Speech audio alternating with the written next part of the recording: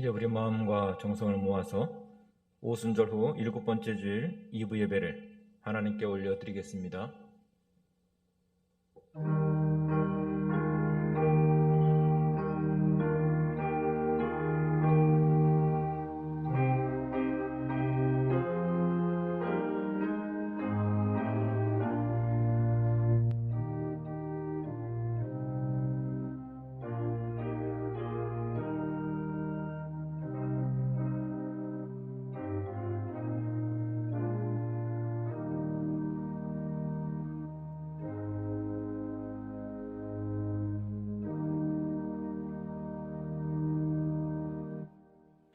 오라 우리가 굽혀 경배하며 우리를 지으신 여호와 앞에 무릎을 꿇자.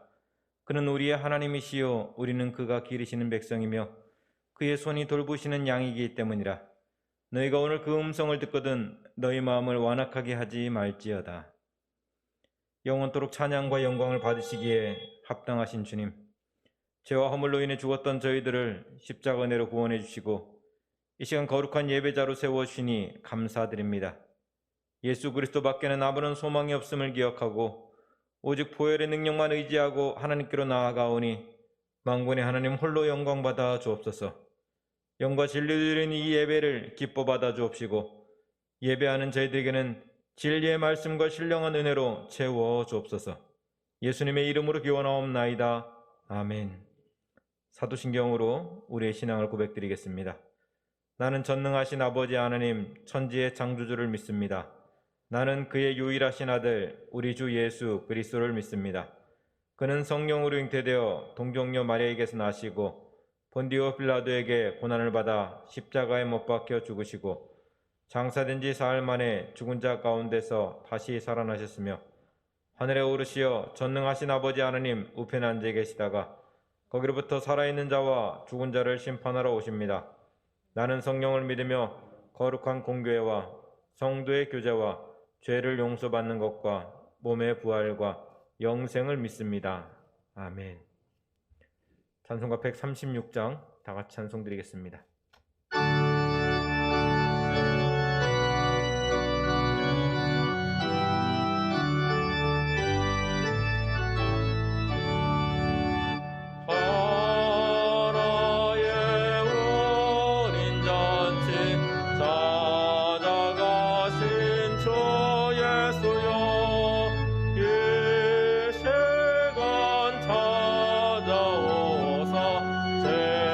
생명수로 채워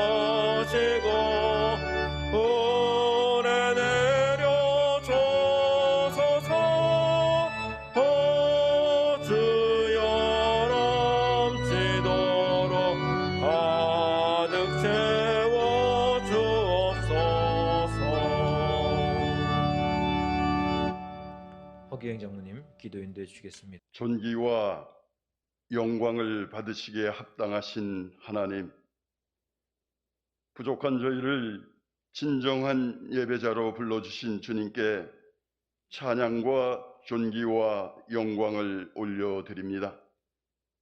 특별히 오늘은 맥주 감사 주일로 반년 동안 받은 은혜를 감사하며 드리는 예배를 기뻐 받아 주시기를 원합니다.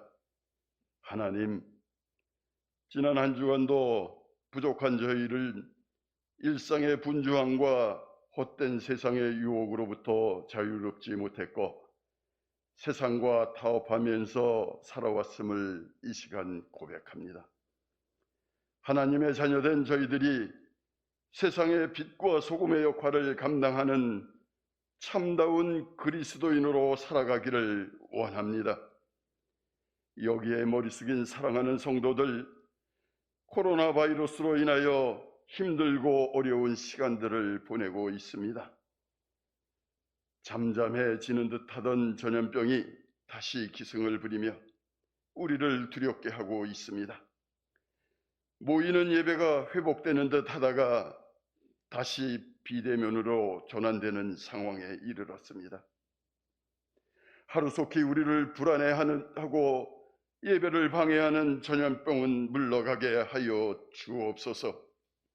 하나님, 힘들고 어지러운 광야 같은 세상을 살면서 육신의 질병과 경제적인 문제, 인간관계의 문제와 영적인 혼란과 좌절 속에서 고통당하는 성도들을 위로하여 주옵소서. 삶의 현장과 가정에서 땀 흘려 수고하는 손길들을 기억하여 주시사 연일 계속되고 있는 장마와 폭염 속에서도 건강을 지켜주시기를 원합니다. 그리하여 그리스도의 진리 안에 굳건히 서게 하시고 하나님의 소유된 거룩한 백성으로서 주님의 복음을 전하며 가난한 이웃에게 사랑을 전하는 그리스도 안에서 아름다운 공동체를 이루어가는 대양교회가 되게 하여 주옵소서. 주님께서 걸어가셨던 그 길을 따라가기를 원합니다. 섬김을 받으시기보다는 섬기셨던 주님의 모습을 따라가기를 원합니다. 고난 중에 있는 자들에게는 자비와 온유함으로 인도하신 주님의 길을 따라가기를 소원합니다. 이제 모든 교육부서가 여름 행사를 계획 중에 있습니다. 환경과 상황은 좋지 않지만 다음 세대들을 이끌어갈 어린이들과 청소년들을 잘 양육하여 우리 대양교회와 한국교회의 부흥의 역사를 다시 써내려가게 하옵소서. 예수님의 마음으로 기도하며 다음 세대들을 가르치는 교사 선생님들의 눈물의 기도를 기억해 주실 줄로 믿습니다. 하나님, 우리들의 영적 지도자로 세우신 김성환 담임 목사님의 건강과 가정을 지켜주시고 생명을 살리는 주의 종의 사역이 지치지 않도록 성령님 도와 주옵소서. 무엇보다도 사랑의 목자로 세워주시기를 원합니다. 오늘도 말씀을 전하실 때 우리 모두가 아멘으로 화답하는 시간이 되게 하여 주옵소서. 찬양으로 영광 드리는 김현아 집사님의 찬양을 기뻐 받아 주시기를 원하옵고 예수 그리스도의 이름으로 기도하옵나이다. 아멘.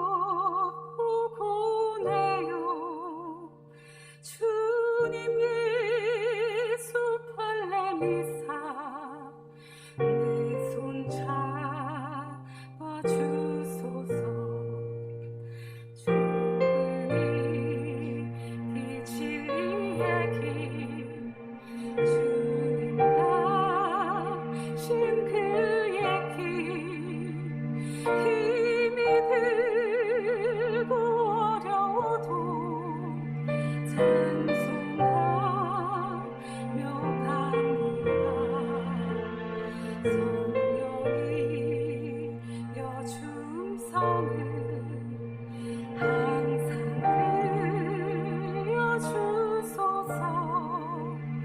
내 마음은 정했어요. 변치 말게 하소서. 내일은 난 몰라요. 장래일도 몰라요. 아버지여 날 붙드사 평탄하게 주옵소서.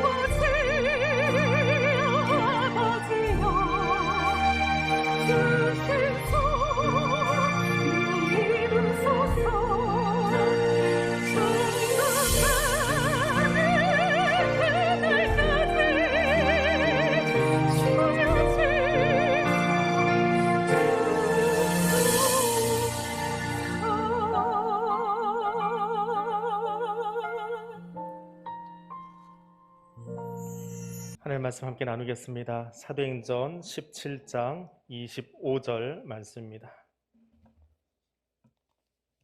신약성경 218쪽에 있습니다. 또 무엇이 부족한 것처럼 사람의 손으로 섬김을 받으시는 것이 아니니 이는 만민에게 생명과 호흡과 만물을 친히 주시는 이심이라. 아멘. 지금 우리가 쓰고 있는 달력을 율리우스력 혹은 그레고리력이라고 부릅니다. 이 달력이 처음 만들어졌을 때는 지금처럼 12달로 된 것이 아니고 3월에서 12월까지 10달로 만들어진 달력이었다고 합니다. 그러다가 주전 예수님 오시기 700여 년 전에 지금처럼 1월과 2월이 첨가된 12개월짜리 달력이 만들어졌다고 그래요. 그럼 이 달력이 언제부터 제대로 쓰였을까? 중간에 이 달력을 쓰지 않았던 시간이 훨씬 더 깁니다. 쓴 시간보다 쓰지 않았던 시간이 훨씬 더 깁니다. 예수님 오시면 주후 1년 하고 썼을 것 같은데 16세기 그때가 되어서야 전 세계가 이 달력, 그레고리력을 쓰기 시작했다고 합니다. 그러니까 그 과정 속에 쓰지 않으면서 여러 가지 의미들이 이 달력, 지금 우리가 쓰고 있는 소위 양력, 태양력, 그레고리력 안으로 들어오기 시작하는데 주로 이 달력을 완성해 가던 시간은 로마 제국식이거든요. 그러다 보니까 로마의 신화적인 요소들이 달력 안으로 많이 들어와 버립니다. 그래서 1월 달 같은 경우에 얼굴이 앞과 뒤에 있는 로마의 가짜 신이지요. 그걸 상상을 해서 12월 달도 보고 작년도 보고 새해도 본다. 그래서 두 곳을 다 볼 수 있는 그런 달이라는 의미의 단어를 갖다 씁니다. 그런가 하면 8월 달은 황제 이름인데 황제가 보니까 다른 달은 다 31일짜리인데 내가 태어난 그 8월 달은 30일인 거예요. 말이 안 되죠. 황제의 격이 안 맞는다. 그래서 2월 달에서 날짜 하나 빼와라 그래가지고 2월 달만 날짜가 확 줄어버렸지요. 그걸 빼다가 8월 달에 갖다 붙여버립니다. 그래서 31일, 30, 31일, 30 하고 넘어가던 게 7월과 8월은 둘 다 31일이 돼버리는 그런 달력이 만들어집니다. 그 달력이라고 하는 것은 그렇게 여러 가지 고백이 담겨 있는 그런 모습을 가지고 있습니다. 마찬가지로 교회도 교회력이라고 하는 그 달력을 가지고 움직입니다. 그럼 교회력에는 어떤 의미가 들어가 있느냐? 교회력의 중심은 예수 그리스도와 하나님입니다. 예수 그리스도의 생애를 중심으로 해서 교회력이 만들어집니다. 그럼 예수의 생애를 중심으로 하면 제일 처음 와야 될 것이 뭔가요? 태어남이지요. 탄생. 그래서 그 탄생을 기다리는 대림절, 그것이 교회력의 제일 처음입니다. 우리 교회 회개연도가 12월 달에 시작을 하는데 11월까지 마감을 하죠. 그것처럼 교회력은 그 어간에 시작을 합니다. 대림절에서 시작을 해요. 그래서 대림절 4주간을 지난 다음에 성탄절을 맞이하고 성탄 후 몇 번째 주일 하고 있다가 예수님이 이제 공생애를 시작하시잖아요. 그래서 공적으로 자신을 드러낸다, 주님이 나타난다, 주현절이라고 합니다. 그것이 우리나라에서는 1월 2일에서 8일 사이에 있는 첫 그 주일, 그것을 주현절로 지킵니다. 그래서 성탄 장식을 이날 다 치워버려요. 그때부터는 예수님의 공적 생애를 교회에서 가르치기 위해서 탄생을 가르치는, 그러니까 교회 장식용이 아니라 예배 드리는 도구로 쓰고 있는 거예요. 그 강단 장식이라든지 혹은 성탄목이라든지 하는 것이 성탄절에 오신 예수님, 예수 탄생을 보여주고 있다가 주현절, 공적 생애가 시작되면 그 탄생에 관한 장식들을 싹 치워버립니다. 주현절에 다 철거를 합니다. 그리고 그 주현절로부터 시작해서 그 다음 큰 절기가 부활절이에요. 이 부활절은 태양력에서 계산을 하지 않고 음력에서 계산합니다. 좀 복잡해요. 거기는 생략을 할게요. 부활절을 먼저 날짜를 계산을 한 다음에 거기서 40일을 뒤로 올라가서 그때부터 사순절을 지키고 부활절을 지킵니다. 그 부활절을 지킨 뒤에는 예수 부활하신 뒤에 그 주님과 함께 했던 기쁨의 시간, 소위 기쁨의 50일, 한국교회는 이걸 좀 잊어버린 경향이 있습니다. 기쁨의 50일을 지나고 나서 부활절부터 50일을 지난 날이 성령 강림주일, 소위 오순절이라고 부르는 절기를 지키게 됩니다. 우리는 성령 강림절이라고 하는 이름으로 지키지요. 그리고 성령 강림절 후에 몇 번째 주일, 오순절 후 몇 번째 주일 합니다. 여러분 기억을 하실지 모르겠지만 예배를 시작할 때마다 목사님들이 올라오셔서 오늘은 어떤 주일입니다 라고 가르쳐주면서 시작해요. 혹시 들으셨어요? 오늘 예배 시작할 때 나온 제일 첫 번째 멘트? 오늘은 오순절 후 7번째 주일 2부 예배를 드립니다. 그렇게 시작을 합니다. 오순절 후 몇 번째 주일. 이게 교회 절기를 좀 가르쳐주고 있는 거예요. 그런데 예배 인도하는 임예송 끝나고 나면 다 고개 숙이고 이제 시작하는구나. 또 누군가 아무 생각 없는 무념무상으로 들어가 버립니다. 근데 사실 제일 첫 번째 멘트, 그 멘트, 예배 부름의 멘트가 사실은 굉장히 중요한 거예요. 오늘 내가 어떤 예배를 드리고 있는가, 예수 생애 가운데, 성령의 사역 가운데 어느 시점을 보고 배우고 결단해야 되는가라고 하는 것을 제일 첫 문장에서 가르쳐주고 선포하고 시작하는 거예요. 그러니까 무의미한 멘트가 아니라 굉장히 중요한 멘트가 제일 먼저 나갔는데 잘 듣지 못하는 경향이 있습니다. 오늘은 오순절 후 7번째 주일이에요. 그 숫자를 계속 세다가 언제 끝나요? 대림절에 끝납니다. 그렇게 교회력이 마무리되어집니다. 그런데 그런 교회력 가운데 예수 생애 그리고 성령 사역과 관련 없는 독특한 절기가 3개 들어옵니다. 물론 그 외에도 기념주일이 몇 개 있긴 하지만 대표적인 게 맥주감사주일, 추수감사주일, 종교개혁 기념주일. 이거를 개혁교회들 시킵니다. 이 절기는 예수의 생애와 관련 있는 것이 아니라 우리가 하나님께 감사를 하는, 또 개혁교회 전통이 무엇이냐라고 하는 것을 기억하면서 드리는 예배입니다. 우리 교회는 종교개혁 기념주일하고 추수감사주일이 겹쳐 있어요.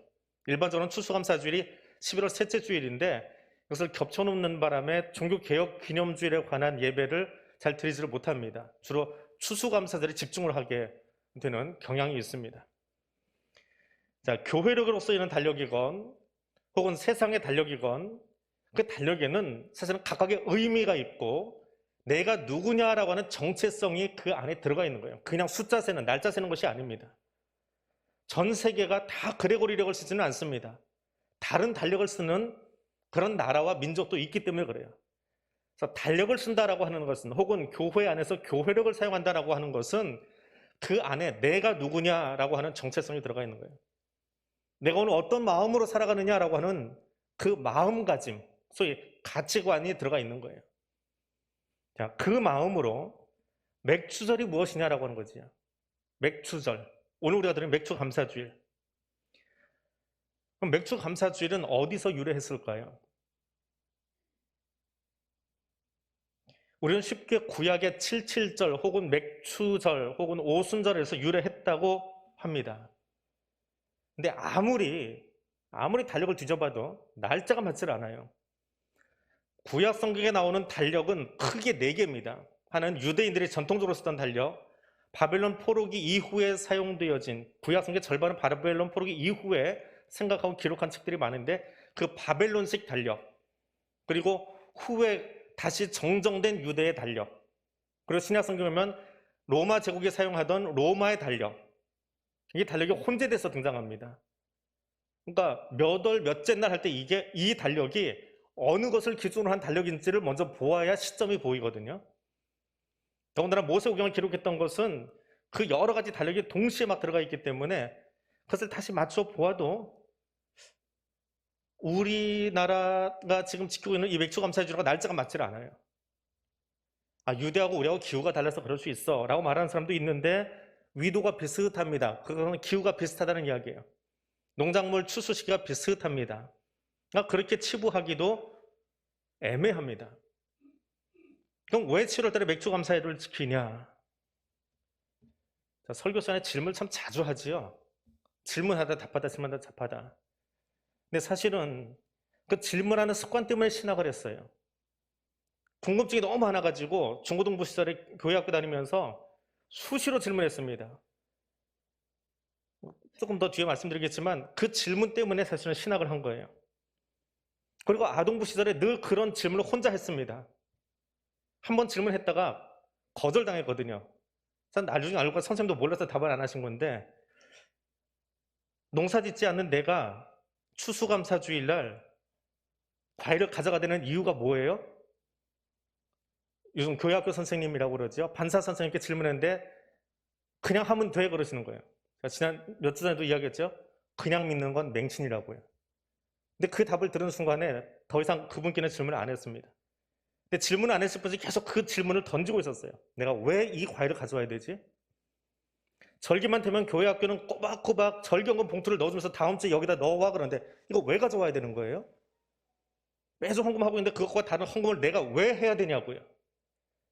그 답이 드려지면, 그 답이 나오면 사실은 내 예배가 더 풍성해질 것 같은데 그 답을 받지 못하니까 궁금하고 사실은 그 질문을 계속 던지다가 교회학교에서 성경 공부를 했고요. 그리고 신학을 하는 겁니다. 이 신학교 가서 질문을 계속 던져요. 근데 나와 비슷한 질문을 막 던지고 있는 아이들 거의 모인 거예요. 어린아이 같은 질문들을 던집니다. 이거 왜 해야 돼요? 이건 뭐예요? 그리고 그 질문에 대한 답을 얻기 시작합니다. 잘했다. 그래서 사실은 설교 시간에도 자꾸 질문을 던지는 이유는 답을 드리기 위함보다 생각을 하면서 고민하면서 하나님 앞에 더 가까이 나아가자라고 하는 그런 의도가 있습니다. 그리고 그 질문의 답, 내가 농사 짓지 않는데 무엇을 드리는가라고 하는 답을 찾았습니다. 그래서 그 답은 사실 매주 여러분에게 들려드리고 있습니다. 거의 한 주도 빠지지 않고 들려드리고 있습니다. 기억하실지 모르겠지만 헌금이 올려진 뒤에 헌금 기도에 매주 빠지지 않는 문장이 하나 있어요. 어떤 문장이요? 하나님 이 시간 고백으로 드리는 이 예물을 받아주세요. 우리의 예배는 고백이 있어야 드려지는 겁니다. 고백이 없는, 신앙 고백이 없는 예물, 신앙 고백이 없는 헌금, 신앙 고백이 함께 동반되지 않은 예배는 예배가 아닙니다. 예수 믿지 않는 사람들이 교회 헌금을 바라보고 세금처럼 취급합니다. 왜 이렇게 세금 떼듯 갖다 내냐고요. 세상에 부가가치세 내면서 왜 10분의 1 교회에다 부가가치세처럼 갖다 내냐고요. 왜 그렇게 말하냐고요. 그들에게 있어서 헌금, 이 돈이라고 하는 것은 세금 이상의 이하의 의미도 없기 때문에 그래요. 근데 여러분 왜 하나님께 그것을 드립니까? 신앙 고백이거든요. 내 고백의 분량만큼 감사하는 것이고 내 고백의 분량만큼 11조하는 것이고 내 고백의 분량대로 여기 나와서 예배 드리고 있는 거예요. 고백이 없으면 여기 나오지 않습니다. 신앙 고백이 사라졌기 때문에 예배자를 등한시하는 것이고 신앙 고백이 없으니까 예물이 없는 거예요. 신앙 고백이 없으니까 헌신이 없는 거예요. 또 고백이 없다면 구약의 선지자들이 이야기한 것처럼 번제단 주위에 널려있는 기름덩어리에 불과합니다. 내가 너희가 드리는 그 기름에 질렸다라고 예배를 거절해버리신 하나님의 음성 주의 깊게 보셔야 합니다. 고백이 있는 예배를 받으시는 거예요. 고백이 있는 제사, 고백이 있는 예배를 받으세요. 왜 질문하냐고요? 답도 없지. 습관 따라서 기름 들이던 구약 백성들의 우를 재탕하고 싶지 않아서 그렇습니다. 나는 농사 짓지 않는데 왜 교회에 과일을 가져가야 되냐고요? 우리 집은 농사 짓지 않게 마트 가서 사와야 되는데 가게 가서 사다 드린 예물이 어떤 의미가 있냐고요? 그 질문 굉장히 오랫동안 가지고 있었습니다. 그리고 오랫동안 그 답을 찾았습니다. 그리고 그 답이 이것입니다. 내 고백만큼 내가 그 주간에 가장 깨끗하고 좋은 과일을 찾아서 그걸 가지고 하나님께 드리는 거예요. 내가 농사 짓지 않아요. 하지만 농사 짓지 않았기에 그 마음으로 더 좋은 과일을 찾아서 가지고 하나님 앞에 나갈 수 있었던 것이 신학생 시절, 대학생 때 돼서야 제 기억으로는 진짜 추수감사 예배를 드렸던 것 같아요. 농사 짓는 이의 마음으로 가장 좋은 과일을 찾아 나섰던 그날의 추수감사 예배 말입니다. 추수감사 주일, 미국 청교도들이 아메리카 대륙에 도착해서 처음 농사 짓고 그것을 추수한 것을 기념하여 드리던 예배, 그 전통으로 우리가 추수감사 주일 예배를 드린다라고 합니다. 남의 것 본따 하는 거잖아요. 그런 질문들을 얼마나 참 많이 던졌었는지요. 그 질문을 받아주신 분이 있습니다. 지금은 이제 전임 총장이 되셨는데 한일장신에서 총장으로 봉직하시다가 지금은 이제 일반 교수로 계시는 목사님이 계세요. 저한테는 저희 모교의 대선배님이시죠. 근데 그분이 전사님으로 계실 때 어떻게 보면 말도 안 되는 질문을 참 많이 던졌어요. 성경이 이해 안 되는 질문을 많이 던졌어요. 근데 그 전도사님이 답도 해주셨지만 어떤 때는 나도 모르겠다. 왜냐면 그분도 그 질문을 아직 안 해보신 거지요. 같이 찾아보자. 내가 나중에 답을 줄게. 어떤 건 일주일 뒤에, 어떤 건 한 1년쯤 뒤에, 어떤 거는 나중에 답을 주시기도 했습니다. 같이 성경에 대한 고민을 해 나갔던 거지요. 추수감사일도 그렇게 고민하고 질문했었습니다. 근데 그 질문의 답을 신학교 가서 받았어요. 미국의 것을 본다는 것이 결코 아니더이다. 미국이 지킨 것, 미국 선교사님들이 한국에 가져오니까 따라서 지킨 추수감사주일이 아니라 최소한 이 땅의 기독교인들, 조선의 기독교인들, 우리 할아버지 때에 있었던 200년 전 선교 초기에 이 땅의 그리스도인들은 습관 따라서 미국 사람들이 하니까, 선교사님들이 하라고 하니까 지킨 추수감사주일이 아니라 선교사들이 이 땅에 처음 발을 디딘 그날을 기념해서 선교의 의미로 추수감사주일을 지키기 시작했어요. 미국의 것을 가져오기는 했지만 거기서 멈추지 않고 우리의 고백을 거기에 담아서 그 절기를 새롭게 해석해낸 거예요. 그런 고민과 그런 몸부림을 했던 세대가 우리 할아버지 세대, 우리 믿음의 선진들의 모습이었습니다. 그리고 그들이 했던 더 놀라운 일이 무엇이냐 하면 우리가 한 해를 지나면서 보리를 수확하던 그 어간, 그것이 맥주감사주일이에요. 한 해의 절반을 지켜주신 하나님, 지나간 6개월을 지켜주신 하나님, 그것을 한 해의 절반을 지키면서 여기까지 인도하신 것을 감사하면서 예배를 드려야 되겠다. 성경에 그때가 언제쯤 있느냐라고 시기를 맞춰보다 보니까 수확의 시기라고 원어에는 그렇게 되어 있는데 우리말 성경의 오역 중에 하나입니다. 딱 한 곳에 출애굽기 맥추절이라고 번역을 해버린 곳이 있어요. 원어에서는 수확의 절기라고 되어 있는데 그걸 어떻게 맥추절이라고 번역을 해버렸습니다. 그 시기가 비슷한 거예요. 6월 말 혹은 우리의 7월 초와 비슷한 날짜가 된 거예요. 그래서 그것을 가져다가 맥추절, 왜? 그때가 우리 보리 수확하는 시기였거든요. 그래서 유대식이 아니라 우리식이에요. 우리 신학의 선진들의 고백이에요. 우리 할아버지의 고백이에요. 지난 6개월 지나면서 그 보리 거두던 시기에 하나님께 감사 예배를 드려야 되겠다. 사실은 한국의 교회가 드린 고백의 시작, 고백의 절기가 맥주 감사 주일입니다. 만약에 우리가 구약의 전통을 따라 예배 드린다고 한다면 구약에 나오는 숱한 절기 가운데 가장 큰 절기가 뭔지 아세요? 6월절이에요. 지금도 현대 이스라엘이 지키고 있습니다. 그게 제일 큰 명절이에요. 제일 큰 절기예요. 그리고 또 하나, 그들이 정말 힘내서 지키는 절기 불임절이라고 있습니다. 에스더서에 나오는 그 사건, 지금도 지키고 있거든요. 근데 그 큰 명절은 안 지키고 왜 딱 한 번 이름 언급된, 그것도 오역으로 언급된 맥주를 지키냐고요. 기억하십시오. 맥주감사주일은 구약의 전통이 아닙니다. 신앙의 고백을 새롭게 드리기 위한 한국교회 성도들, 우리 믿음의 선진들, 우리 할아버지 할머니의 그 고백이 예배 절기 속으로 녹아 들어와서 지키기 시작한 전생에서 한국교회만 지키는 고백의 예배임을 기억하십시오. 맥주감사주일은 지나간 시간에 대한 감사의 고백으로 드려지는 예배입니다. 두 번째로, 지나간 시간에 대한 감사를 드리는 그 순간 우리는 더 큰 은혜를 만나게 됩니다.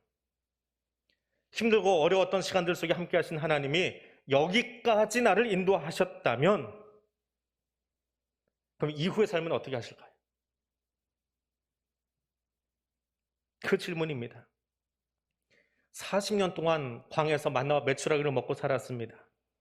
그리고 가나안에 들어와서 그 땅의 소산을 처음 먹은 다음 날 이스라엘은 더 이상 만나와 메추라기를 먹을 수 없었습니다. 그때부터는 그들이 수고해서 가나안의 소산을 먹어야 했습니다. 그것이 여호수아 5장 11절과 12절에 나오는 사건입니다.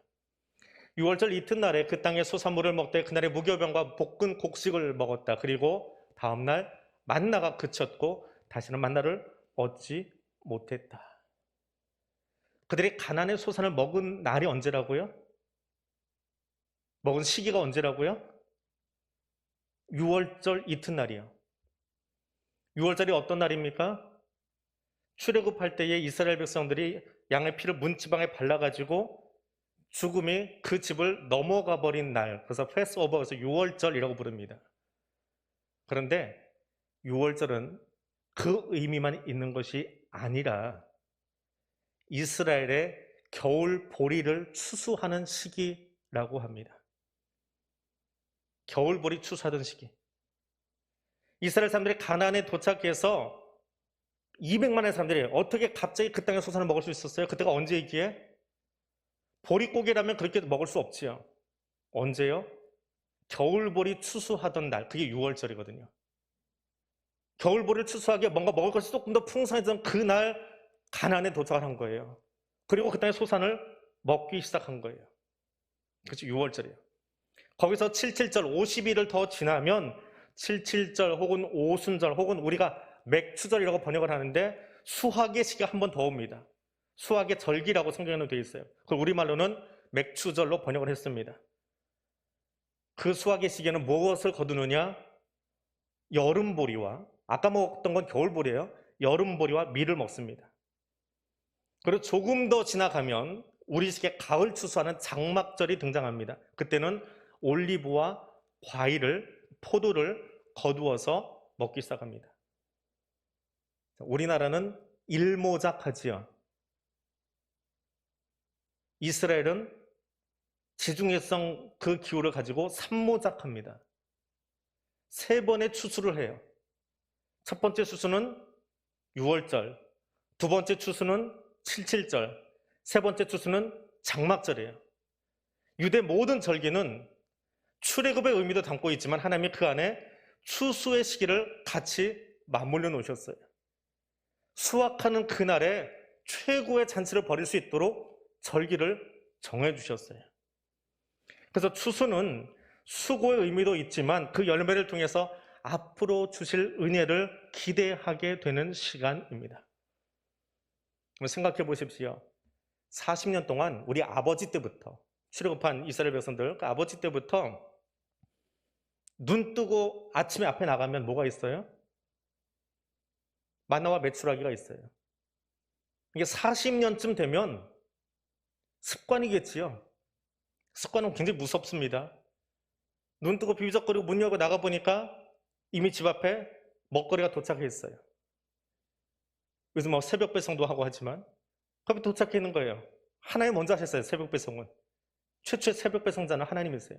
만나와 메추라기를 40년 동안 쉬지 않고 신선식품으로 매일 그 다음날 묵은 거 먹지 않게 하시고 매일 아침 새 신선식품을 새벽 배송해 주셨어요. 근데 어느 날 가난수산 먹고 눈 뜨고 나갔더니 새벽 배송이 안 왔어요. 어떻게 해야 돼요? 얼마나 당혹스러울까요? 아침마다 눈 뜨면 새벽 배송에 정확하게 신선식품 앞에 도착했는데 어느 날 눈 뜨고 나갔더니 그게 없는 거예요. 이제는 어떻게 하라고요? 그날은 절망일까요? 희망일까요?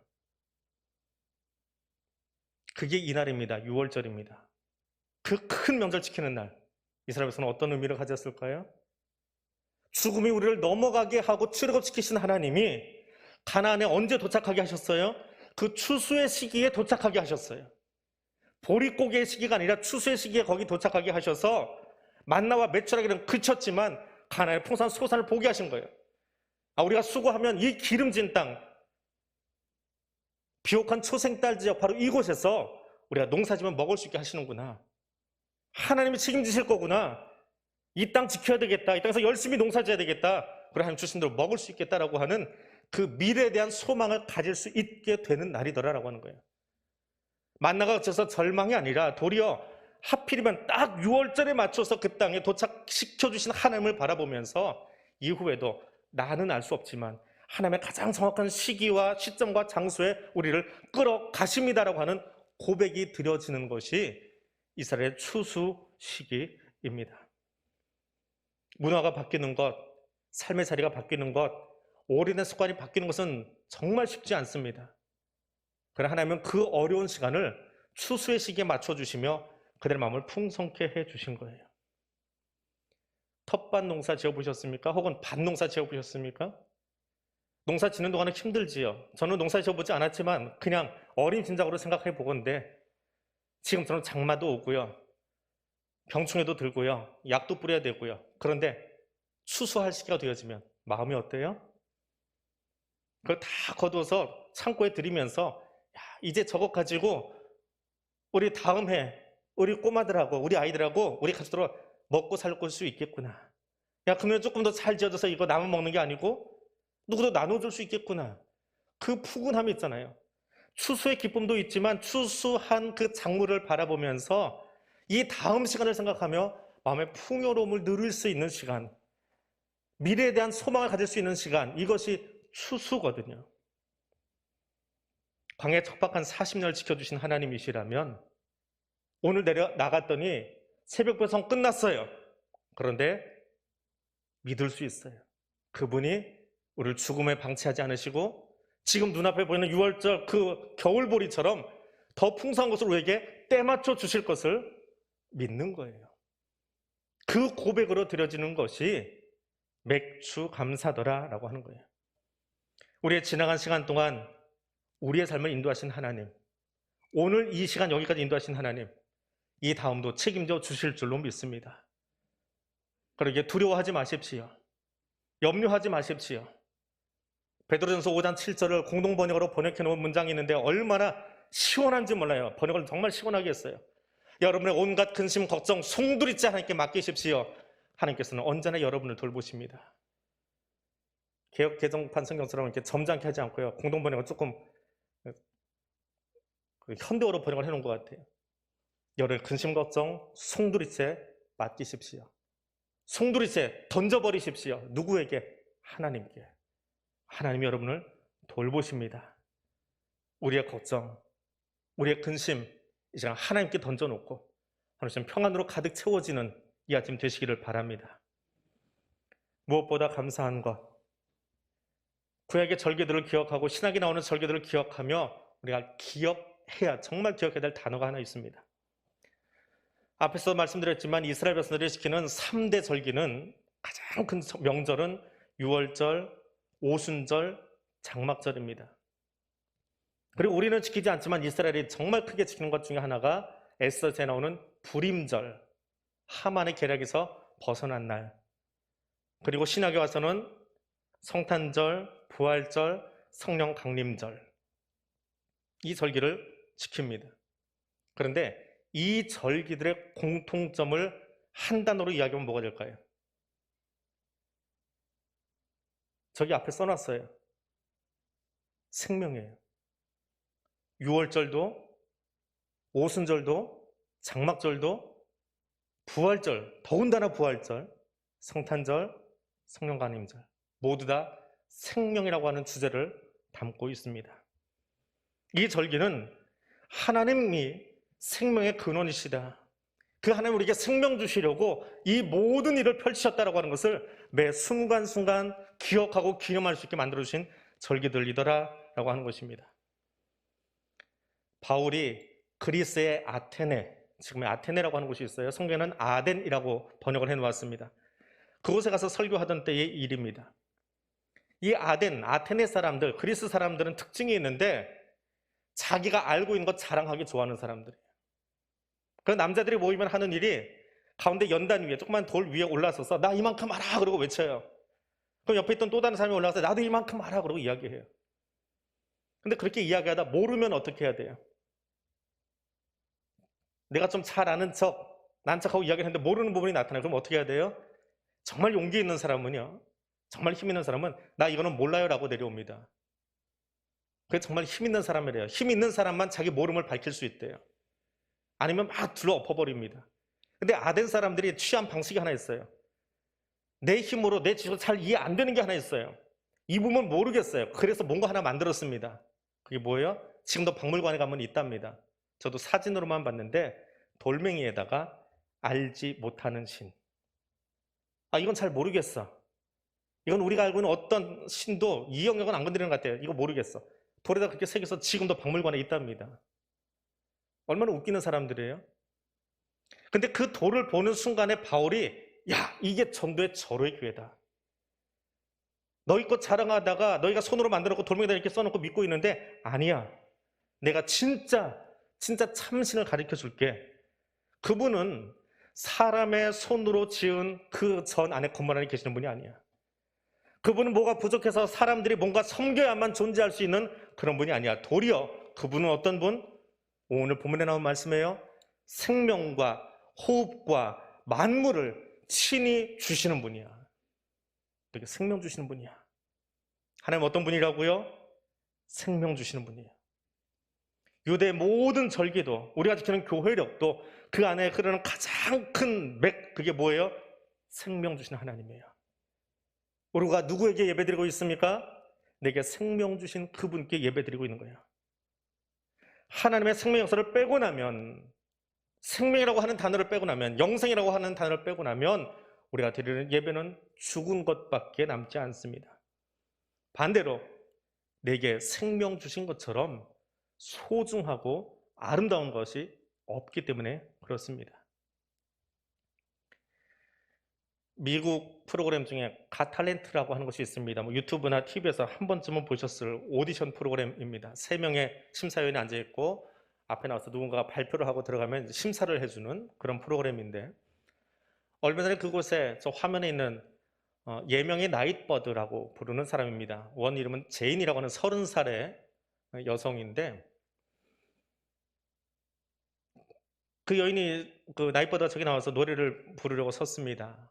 이런저런 것을 물어보았는데 폐에서 암이 시작돼서 척수로 간까지 암이 전이됐습니다. 그래서 일을 못하게 된 지가 꽤 오래되었다고 합니다. 그래서 인생의 마지막 노래를 내가 이곳에서 부르고 싶어서 여기 왔습니다. 그 노래의 제목이 It's Okay 라고 되어 있습니다. 우리말로 괜찮아라고 좀 자막을 달았어요. 친구가 달아놓은 자막이에요.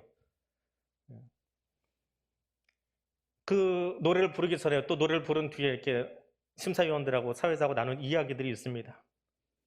시한폭탄처럼 괴롭히던 인생, 또 다 안다고 자부하던 것들, 길을 잃어버렸던 시간들, 다 It's okay, 괜찮아 라고 고백합니다.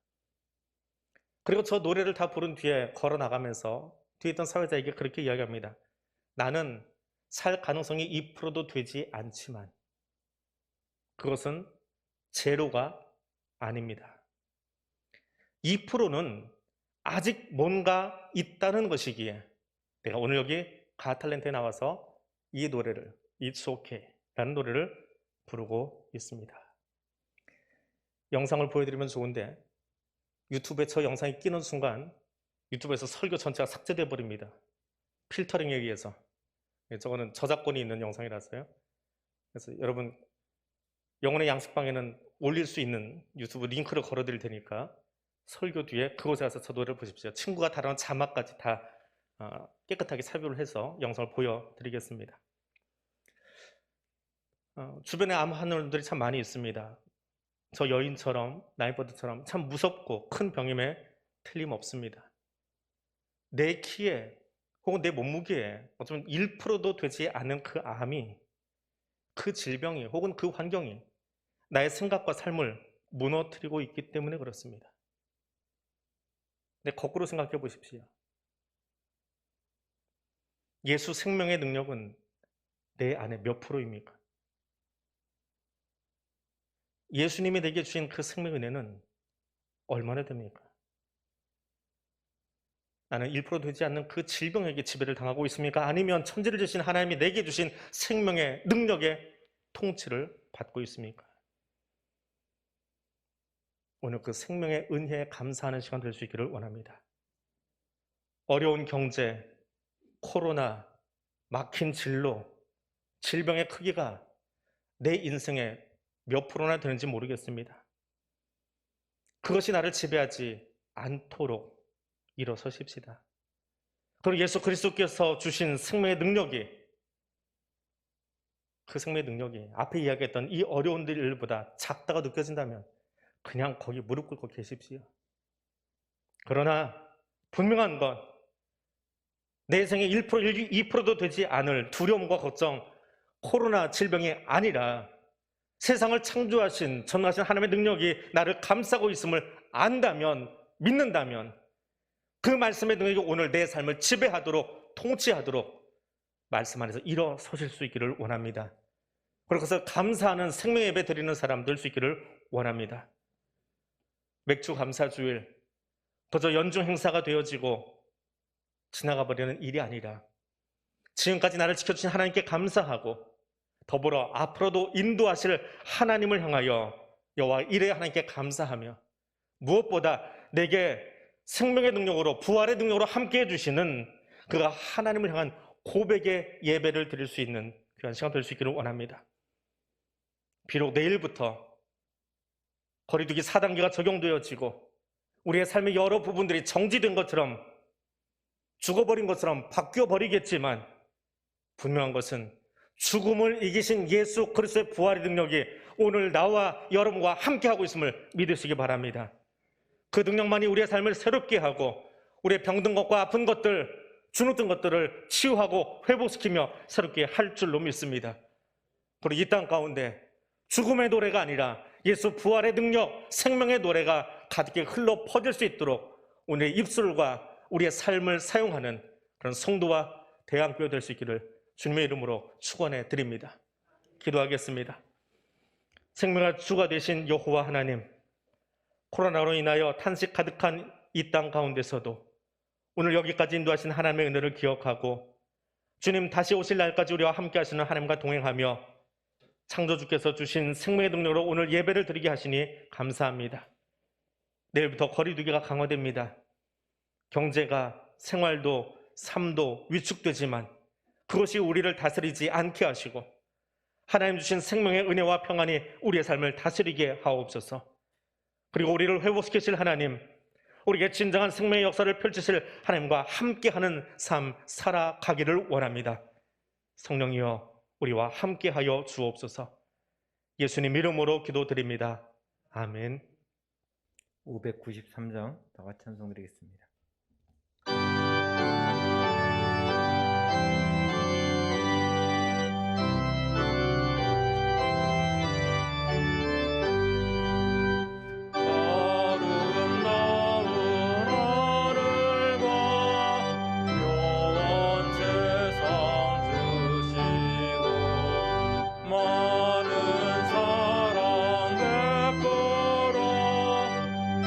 우리 길러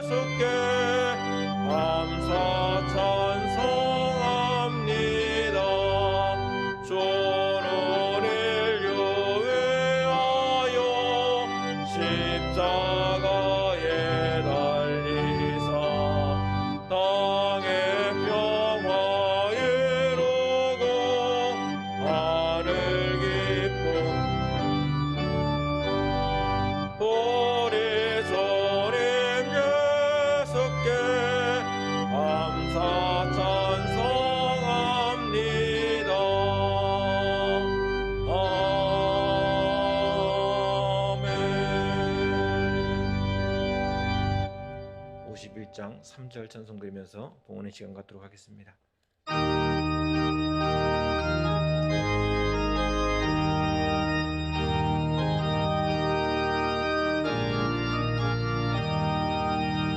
내가 받은 모든 것은 하나님의 선물이니 마음과 뜻하여서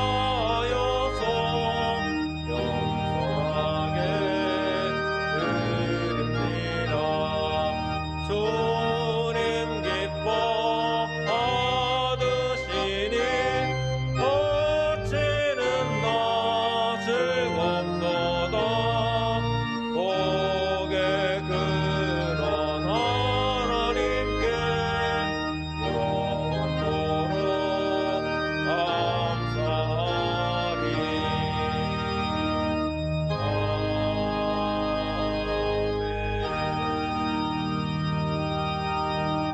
생명의 주 여호와 하나님, 이 시간 우리의 신앙의 고백을 담아 이 예물을 올려드립니다. 우리의 신앙의 고백을 따라 시간을 구별하고 마음을 구별하고 우리의 자리를 구별하여 하나님께 올려드립니다. 고백으로 드려진 이 예물과 삶을 기쁘게 받아 주시옵소서. 그 고백을 하나님 사용하여 주옵소서. 그 헌신을 기쁘게 받아 주시옵소서. 그 나아가 우리 입술을 통하여 하나님의 영광을 드러내는 삶의 자리에 설 수 있도록 매 순간순간 우리와 함께하여 주옵소서. 오늘도 원근 각지에서 주의 전을 향하여 동일하게 엎드린 성도들이 있습니다. 온라인으로 엎드려 있는 성도들, 삶의 현장에서 시간을 구별하고 예배의 자리에 서 있는 성도들, 땀 흘리고 있는 곳에서 자신의 의무를 다하고 있는 곳에서 자신의 마음과 시간을 구별하여 동일하게 엎드린 성도들 위에도 하나님 찾아가 주시고 구별한 그 마음과 시간 위에 오직 하나님만이 주실 수 있는 하늘의 신령한 복으로 채워 주시옵소서. 다시 우리의 삶의 현장으로 나아갑니다. 답답하고 어눌한 뉴스와 사건들이 가득하지만 하는 그 사건들이 우리를 지배하지 아니하고 나를 창조하신 전능하신 하나님의 말씀의 능력이 우리의 삶을 이끌어갈 수 있도록 주와 동행하는 임마누엘의 신앙을 고백하는 자 될 수 있도록 성령님 동행하여 주시옵소서. 예수님 이름으로 기도드립니다. 아멘. 교회 소식 함께 나누겠습니다. 오늘 맥주감사주일 드리고 있습니다. 지나간 상반기 우리와 함께 하신 하나님의 은혜를 기억하면서 더불어 이후도 책임져 주실 그 하나님, 생명 하나님 감사드리는 귀한 시간 되시기를 바랍니다. 사회적 거리두기가 내일부터 4단계로 격상됩니다. 25일까지 진행되는데 다음 주일과 그 다음 주일 예배는 25일까지 예배는 주일 낮 9시에 실시간으로 진행을 하겠습니다. 비대면 예배를 드려야 하기 때문에 여러분들은 다 온라인으로 오늘 집에서 드려주시기 바랍니다. 9시에 유튜브로 중계해 드리겠습니다. 혹시 못 보신 분들은 9시 이후에 녹화된 거 한 11시쯤 되면 다시 정리가 돼서 올려질 텐데 그것을 보시고 집에서 드려주시기 바랍니다. 새벽기도에도 실시간으로 드립니다. 비대면이니까 여러분 나오지는 못합니다. 새벽기도 지난 토요일 날 나오셨던 분들에게는 안내를 이미 다 해드렸습니다. 예배 필수 인원만 나올 수 있기 때문에 여러분들 집에서 5시 반에 켜시면 실시간으로 송출해 드릴 겁니다. 집에서 실시간으로 5시 반에 같이 드려주시면 더 좋습니다. 그리고 그 전을 놓치셨다면 영혼의 양식방 오픈 채팅방에서 드리시면 됩니다. 그 오픈 채팅방 영혼의 양식방을 나가시는 분들이 자꾸 있는데요.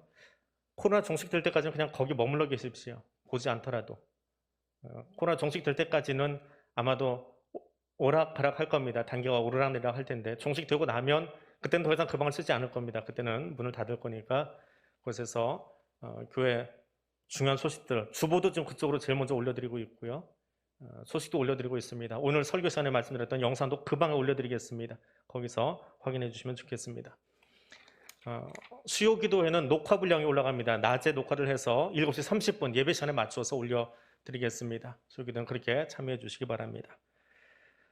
백신 접종하신 분들 교회 사무실로 접종하신 뒤에 꼭 알려주시면 좋겠습니다. 오늘 보니까 그 회사에서 조금 더 업그레이드를 해가지고요.